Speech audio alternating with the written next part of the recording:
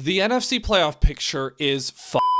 And it is both a great thing and a stressful and horrible thing for all of the teams and the fan bases that are involved in this race. But truthfully, it is just a complete and utter mess right now. So I'm recording this on Sunday night after week 14, and over the past few days, I've been looking at a bunch of different playoff scenarios as it pertains to the Detroit Lions, because for those of you who, have eyes and can see the jerseys behind me here or have been subscribed to this channel, you know that I'm a Detroit Lions fan, and so I've been focused on how the Lions can make the playoffs because obviously, well, no duh. But in looking at some of these scenarios, I kind of realized that every team in the NFC playoff picture is going through the same thing, because if you look at the amount of wins separating the teams vying for the 1 seed versus fighting for their lives for that 7th wildcard spot, it's very minuscule, right? Because there's been a lot more basement dwellers in the NFL this year, which has led to the playoff picture in both conferences being a lot more top heavy. The entry fee for the playoffs this year is probably going to be 11-6 minimum, maybe even needing 12 wins to get into a wildcard spot because of how top heavy it's gotten. And that has led to a whole lot of chaos and drama. And on a week-to-week basis, it means that every result matters to every team that is in this race, because things can change on a dime. They can change instantly. And we saw examples of that today.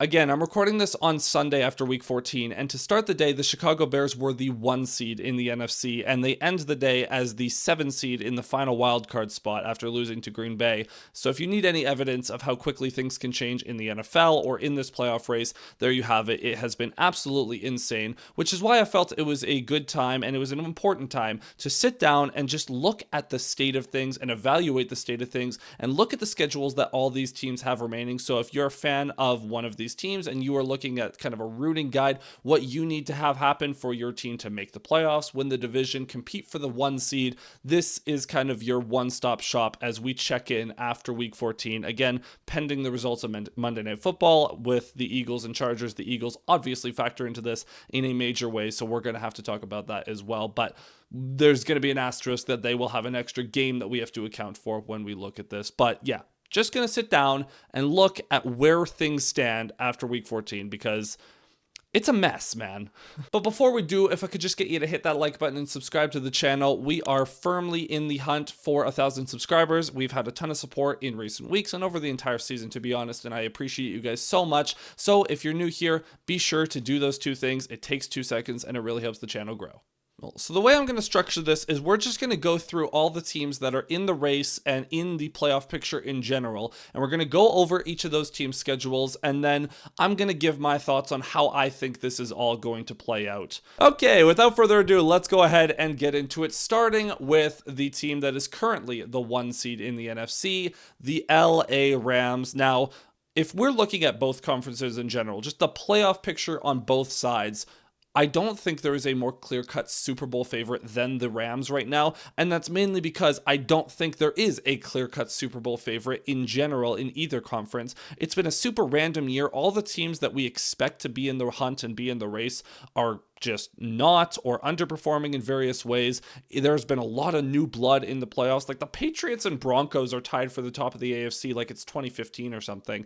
And in the NFC, the Rams, they've had a weird arc over the last few years. They win the Super Bowl, then they kind of fall off a cliff, and then they rebuild on the fly, and now they're back to being Super Bowl contenders. I don't think that there is a more complete team than them right now. They look solid in every phase of the game right now. Special teams, offense, defense, running the ball, passing the ball, stopping the run, stopping the pass. They are just dialed on every front right now. They are spectacular, quite frankly. Running in behind them is the Green Bay Packers, who I obviously despise as a Lions fan here, but they have had a very interesting season. To start the year, they really were failing to win convincingly in a lot of these games. They were winning ugly often. They had a couple of ugly games where they lost to the Browns. They tied the Cowboys. And for the first half of the season, at least, they just didn't look like a convincing team whatsoever.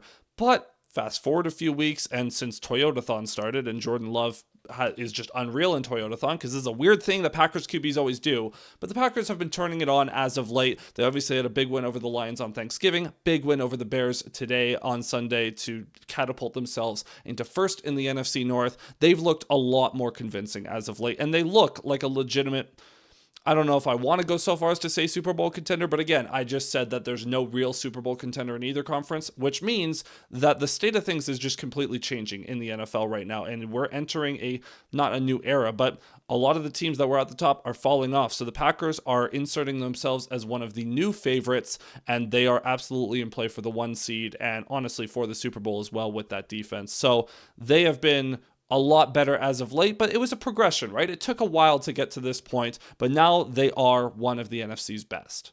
The defending champion Philadelphia Eagles are currently 8-4. They're the 3 seed. Again, this is recorded before Monday Night Football, so if you're coming to this video after, they might be 9-4, they might be 8-5, I don't know. But regardless, they're going to be the 3 seed after week 14, and they've been very bizarre because we saw how dominant they can be last year when they won the Super Bowl, but this year it just hasn't felt the same, and it's been getting kind of worse as of late. They had that weird loss to the Cowboys where they blew a lead. They just had a weird loss to the Bears on Black Friday where they haven't been able to get anything going consistently, and their play has been trending in the wrong direction the last few weeks. However, they are still one of, if not the most talented rosters in all of football, so obviously they could just flip a switch at any point and go on a run and no one would bat an eye. Now, messing with our flow of teams with really good records and that have looked mostly good this season, we have the Tampa Bay Buccaneers as the 4 seed who just are lost to the Saints somehow today, which was horrible. They're tied with the Panthers for the NFC South lead. That division, those two are having the most aggressive mid-off right now. One of them is going to make it and host a playoff game, which means one of them is probably going to lose in the wildcard round to whoever the 5 seed ends up being. We'll talk about that later, but the Bucs they're just spinning their tires at this point. Then the Seahawks are the top wildcard team right now at 10-3. They're actually tied with the Rams right now, and they've got a game against LA in a few weeks that's going to be pivotal. The Seahawks are super weird because they've been dominant against some of these bad teams. They've been really running up the score, but then when they play good teams, Sam Darnold's kind of malfunctioned a little bit. We saw how bad he was against the Rams in that first matchup, and we've seen these glimpses of Darnold looking like how he did in Week 18 and the wildcard round for the Vikings last year. I have some questions about how he will perform in clutch situations. However, the Seahawks defense is so freaking good, man. And they've got Jackson Smith-Njigba, who's been arguably the best receiver in football this season. They've got a ton of weapons on that offense. They have been playing lights out football, and we can't take that away from them, regardless of the questions about how far they can go. Behind them is the San Francisco 49ers at 9-4. They have kind of gotten here because they have a soft schedule, but you can only play the teams in front of you. For what it's worth, they have looked pretty good for the most part, and they are, again, probably going to be in the playoffs just because of the schedule that they have in front of them. So they're a very interesting team. They've got some pieces, they've got some holes. They're not as convincing as their record suggests, but they are still a good football team. And then the last wildcard spot, as I said, the Chicago Bears are 9-4. They, again, to start the year, had a very soft schedule. They've started to play some more real teams as of late. They beat the Eagles by multiple scores, which was probably their most impressive win of the season so far. They did lose to the Packers, which has resulted in them dropping to a wildcard spot, but they've got a rematch against Green Bay in a couple of weeks that will probably determine who's going to win the NFC North. So the Bears, in Ben Johnson's first year as head coach, are very much in the thick of things, and they are very capable of making the playoffs, or even winning the North at this point.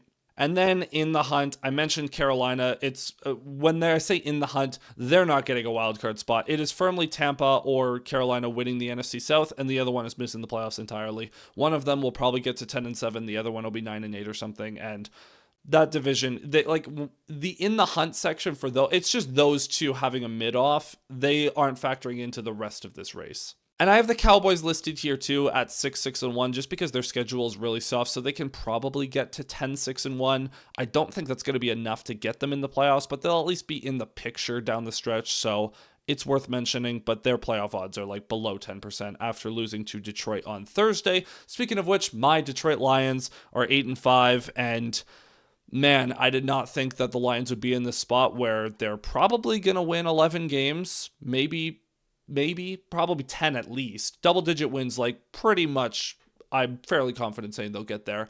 11 wins, probably, maybe. It's a possibility for sure.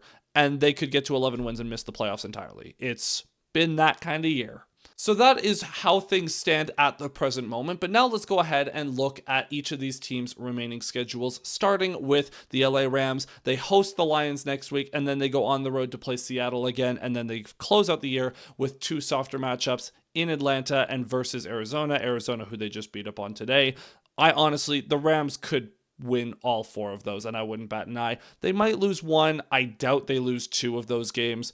I think the Rams are the path to being the 1 seed is firmly in front of them. If they take care of business against the Seahawks, they should be the 1 seed, no questions asked. The Packers have a bit of a trickier schedule. They've got to go on the road to Denver next week. Now, Denver, I think we can all agree, is playing above their heads right now. They're 11-2. They're currently the 1 seed in the AFC, but they've had some sketchy games like that one against the Giants where it took 33 fourth quarter points to come from behind and win that one, an overtime win against the Commanders, who are not very good. So Denver is certainly not as convincing as their record, but they do have a wicked defense, so that could give the Packers a ton of problems. And we're going to see it's in Denver as well, so it's going to be, it's not going to be the nicest weather out there in Denver. So we'll see how that matchup goes. That is definitely a losable game for the Packers. And then they've got a pivotal matchup with the Bears that, like I said, will probably determine who wins the NFC North.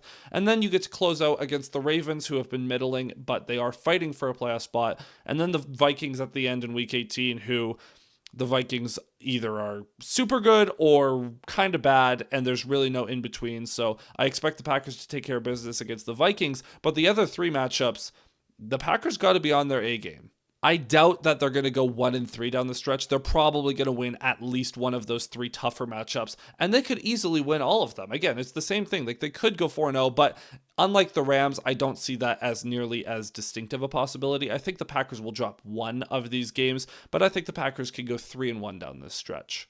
Then the Eagles, again, this is before Monday Night Football, so I will say, if you're watching this after the fact, I do firmly expect the Eagles to beat the Chargers on Monday night, just based on sheer talent.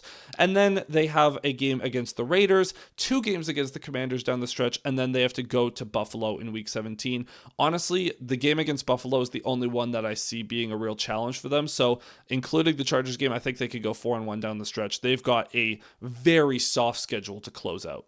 The Buccaneers, this is going to be fascinating because the Buccaneers and Panthers, they are competing for the NFC South title, and they play each other twice, which is going to be, those games are going to decide the division, obviously, and decide a playoff spot. But aside from that, the Buccaneers have a game against the Falcons, and they have a game against the Dolphins.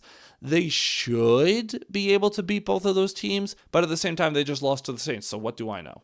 But if you're the Buccaneers, you just got to split against Carolina and take care of business in those 2 other games, and then that'll help you record-wise. Like, if you're Tampa, you probably just got to win one of those Carolina games, but there's very within the realm of possibilities that they drop either both of them or drop one to Atlanta, drop one to Miami, because this team has been playing some really confusing football as of late, not convincing in the slightest. They're just weird. The Seahawks, they get to go play the Colts next week. The Colts who just lost Daniel Jones, and I think the facade has kind of been lifted off them a little bit. So the Seahawks should be able to take care of business against them. And then they've got a game against the Rams that will probably determine the 1 seed, or maybe not the 1 seed, but determine the NFC West at the very least. And then they've got Carolina and then San Francisco. So 3 games against some of these NFC contenders. Those are going to be very important for the Seahawks. And honestly, it's going to be great for them to have those kind of matchups going into the playoffs. They could, I don't think they're going to win all 4. I think they'll probably lose to the Rams, but I do think that they could go 3-1 fairly, not easily, but I do think they'll go 3-1 with the one loss being that Rams game.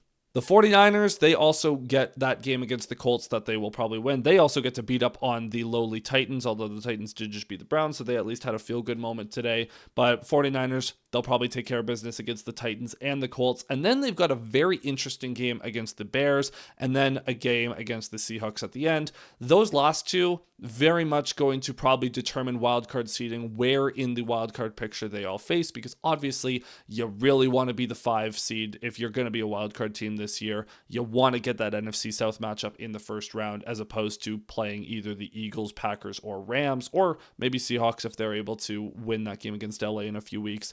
So those games are going to be pivotal for seeding. And then the Bears, they get to play Cleveland next week that they should be able to take care of business in. But then they've got the Packers, and then the Niners, and then the Lions in Week 18. And if you're a Chicago fan, I would be fascinated to know, because as a Lions fan, I'm definitely got my eyebrow raised at that Week 18 matchup in terms of the importance of that and what the implications might be if the Bears drop both to the Packers. That Week 18 game will probably be for a playoff spot, which if you're Chicago, you're at home in Week 18. That's probably a spot you want to be in based on how this season has gone, and you definitely want to avenge what happened in Week 2. So the Bears, that 49ers game, if the Bears beat the Packers and the Niners, they're probably going to win the NFC North, and whatever, then Week 18 won't matter. However, there's a very real world where if they lose to the Packers, that Week 18 game is going to be for a playoff spot. Which brings me to the Lions. Again, they have a game in LA next weekend, and as I've been looking at the Lions schedule, that's the one that I'm kind of like, yeah, they'll probably lose that. If they win that, though, suddenly making the playoffs becomes a lot simpler for them because they can get even to 12 wins possibly, but I don't think they're going to beat the Rams. I don't think they are going to get to 12 wins at all. They should be able to take care of business against the Steelers in Week 15. Hopefully against the Vikings on Christmas, they can avenge that horrific loss they had coming out of the bye. And if they can win 2 of these next 3 games and the Bears lose to the Packers again, it's going to set up that Week 18 game to be for a playoff spot, which, I mean, I just said it for the Bears. Like, for the Bears, you probably like that, being at home and it's a divisional game. You feel good about your chances there. For the Lions have had everything on the line in Week 18 before, and just last year, actually, when they were facing the Vikings for the NFC North title and the 1 seed. So the Lions have experience in these kind of winner take all Week 18 games, and they've been pretty good in Week 18. They had the 1 game against the Packers a few years ago that even though they didn't play for a playoff spot, they played spoiler and kept the Packers out of the playoffs. So for Detroit, I mean, that's the scenario, right? That is the scenario for Detroit to make the playoffs, is make that Week 18 game worth everything and hope that you're able to take care of business. I think that's where we're heading. I think I would not be shocked if Week 18 Lions-Bears is Sunday Night Football, and that is the game of the season. Then for the Panthers, I mentioned the Bucs schedule, that they probably just have to split with the Panthers. The reason for that is the Panthers, they have a game against the Saints, but they have Tampa Bay twice and they have Seattle. I don't think they're going to beat Seattle, which means they probably have to beat Tampa Bay twice in order to win the division. It's, those games are going to be fascinating, man. And then the Cowboys, like I said, they've got a softer schedule. They've got the Vikings, Chargers, Washington, and then the Giants. The Vikings defense might pose some problems. They did just shut out Washington today after all, but the Cowboys offense is good enough that they should be able to figure it out. And then the Chargers are good, but not great. I think the Cowboys are going to be able to hang with them, and that'll be a competitive game. Washington and the Giants, you should beat them, no questions asked. So the Cowboys, like I said, probably out of it, but if things go super well for them and a bunch of these other teams lose a couple of games, they're still technically in the race, so I do just want to mention them. This has been a very interesting year in the NFC, and I'm just looking at this like, please let the Lions somehow sneak into the playoffs, because I really don't want to miss them, man. I really don't. But in all seriousness, the way this playoff picture forms over the next few weeks is going to be very interesting, but just as interesting is how this is going to look actually in the playoffs, because for as much as the seeding and everything is important, this is as wide open of a year as I can recall in both conferences. I could not tell you who is going to come out of the NFC or AFC at this point. I would probably pick the Rams at this point of the season, but at the same time, it's not like the Rams are immune to having a bad, like they just lost to the Panthers like a week ago. So every one of these teams is capable of winning a Super Bowl, honestly. Every one of these teams is capable of losing in the first round. It's like, that's how the range of outcomes for all of these teams is so vast that it's kind of a fool's errand to try to predict how the rest of the season is going to go. So what am I going to do? I'm going to try to predict it.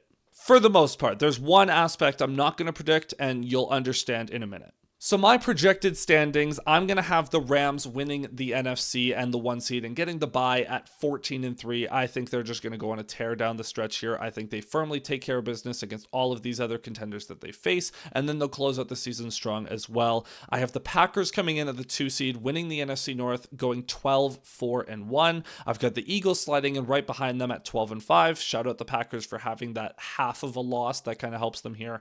I've got the Buccaneers winning the NFC South and going 10-9. 10-7. I've got the Seahawks getting screwed and being the 5 seed as a wildcard team at 13-4. I've got the Niners going 12-5 and being the 6th seed. I will talk about the Lions and Bears in a second. I've got the Panthers missing at 9-8, and I've also got the Cowboys missing at 10-6-1. I think the Cowboys are capable of winning out at this point, but they're still going to miss. Now, as for the Lions and Bears, I think that they are going to go into Week 18 both being 10-6, and I think Week 18 is going to be for all the marbles on Sunday Night Football. I firmly Bears fans might get on me for that, and that's totally understandable. If you feel strongly that you're going to beat the Niners, hey, all power to you. Guess what? It wouldn't matter. It would still be for all the marbles in Week 18. If you beat the Packers, that would be more interesting, but the Packers would still have... If you lose either of those games, like even if the Bears go into Week 18 11-5, guess what? It's for all the marbles, because if the Lions win that game, they would have beaten you twice, and they would have the tiebreaker. So